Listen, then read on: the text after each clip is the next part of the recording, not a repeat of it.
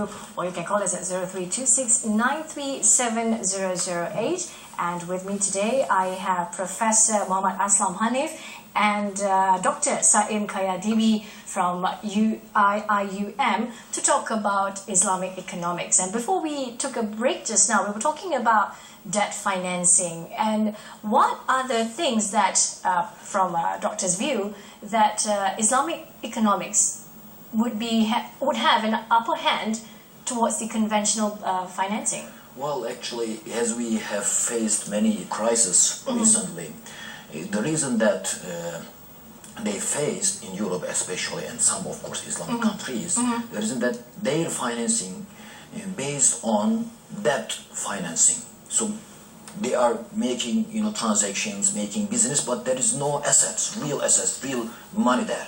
So talking about somehow in the sky.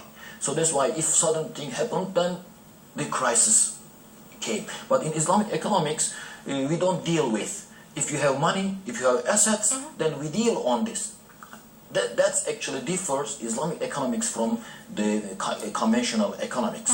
So with that, in addition to this, of course, whatever we are doing with in the economics activities, we have to bring into our values, our principles, our understanding, our way of life into that economics. Right. As we discussed earlier, we are not doing these things only for ourselves, for all human beings. Right. That actually differs. Well, probably, don't you think that, some people nowadays, people are very selfish. They say, what are we doing this for people? I just want, be comfortable with myself.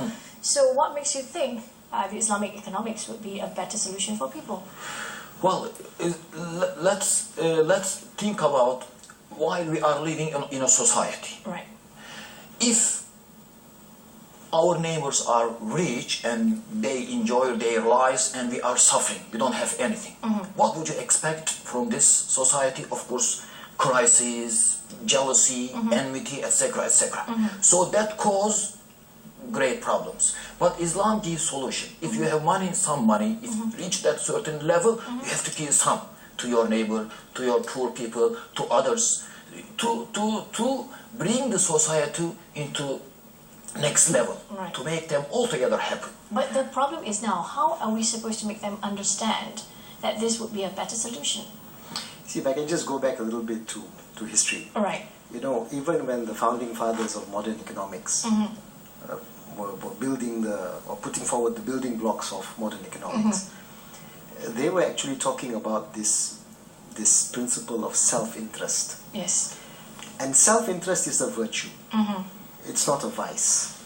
It's thinking of yourself, but without hurting anybody else. Yes. Unfortunately, over the centuries since these ideas were mooted, this self-interest, which is a virtue, has slowly changed into the selfishness. And selfishness is a vice. Okay. And the only people who would say it's not a vice is Gordon Gekko in Wall Street. Right? Yes. Greed is good. And I don't think there is any religious tradition in the world that says greed is good. Greed is not good. Self-interest cannot be equated with selfishness. So I think what is being attempted in Islamic economics, as with other faith traditions, is what Saim was mentioning. That we are talking about the fact that you live in a society. Yes, you think of yourself, but you need to also think of your fellow man, your fellow brother and sister. And it is that idea that is intrinsically a better system than a system in which you only think of yourself. Because we've seen the negative effects of societies that only think of yourself.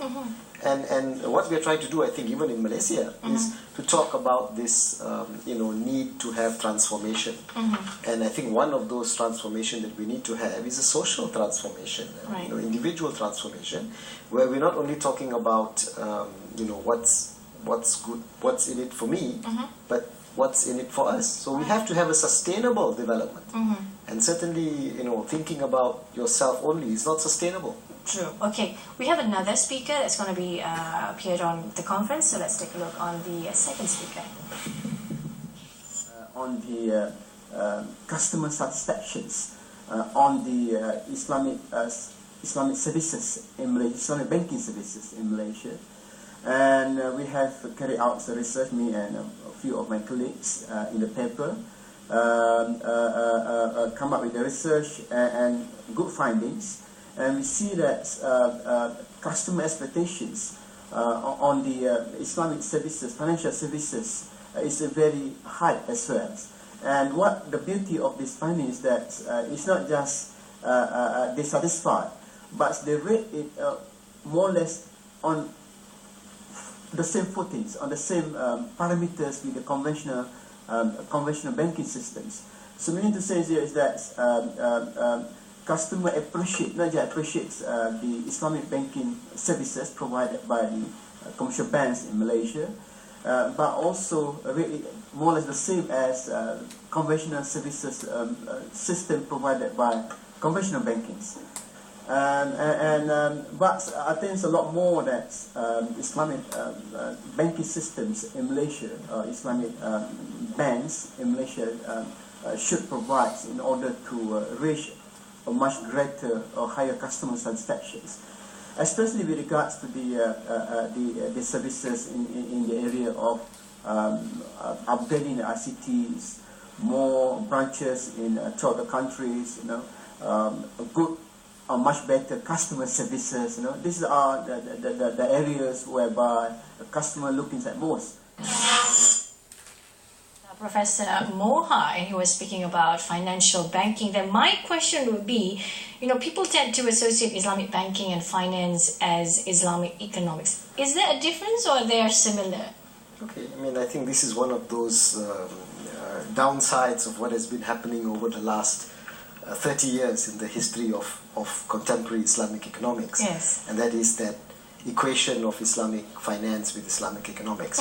Being somebody who has come up in the economics discipline, we tend to look at economics as the mother discipline. Right. And as I mentioned just now, finance is actually one part of economics. You cannot really look at finance separately from its function in the economic system. But over the years, because of the demand that I think finance has in the world today, and also for the fact that you need to finance a lot of things every day, today, transactions, you need to buy a car, you need to buy a house, we have a house. So there is great demand, as mentioned just now, on Islamic financial institutions meeting those demands, but at the same time being loyal to the values in Islam. For example, not getting involved in riba and so on. So you have this dominance of Islamic finance today, and that is actually one of the reasons why we actually purposely call the conference on Islamic economics. Right.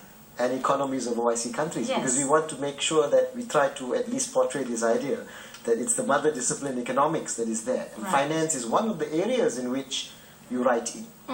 But by itself, it really, it doesn't give you the whole picture. Right. It has to be an economic conference. Okay. Let me ask Dr.Saim, in Turkey or in Europe there, how do they perceive the Islamic economics? Well, as we have seen recently, let's say a couple of decades, so much attention to Islamic banking and finance. Before this, I'd like to highlight that Islamic economics is an institution. Let's say, if we briefly describe it, it is an institution, it's a system, it's a value provider, but the Islamic finance is actually somehow within these institutions explaining or providing how to use money itself, providing the money. So with that reason, when we look at the Europe side and Turkey, of course, Muslim people, they would like to use their money and they would like to borrow money to establish new businesses. Of course, while they are establishing business, they would like to base their money on and some certain value, which they have the Islamic values. So with that, recently great attention, especially from Turkey, from Europe side, because they have faced many crises. They said they have realized that Islamic economics and finance is actually great opportunities that providing for not only Muslim people, for all. Why not we join and experience and establish some institutions in our universities, in their institutions. For example, let's say Durham University in UK, it's a great institution providing Islamic banking and finance, and in United States, in Turkey, in Germany, in other countries, because they knew that there are great opportunities and possibilities. So with that, for example, in Turkey, Islamic banking and finance idea started in 1983s, just like Malaysia, and established some Islamic banking, but without calling it Islamic banking, because because of some some perceptions and ideological problem. They call it differently, and continued and developed very fast. Recently, we have many Islamic banks, many Islamic institutions. For example, now when we look at around 300 institutions in the world dealing with Islamic banking and finance, more than 75 in more than 75 countries, for example. How they are, giving that much attention for this? Because there must be some reason. If there is no reason, of course they wouldn't. Right. Okay, I know you want to add in, but it's time for us to go for another break. So after we come back, we'll talk to Professor Aslam.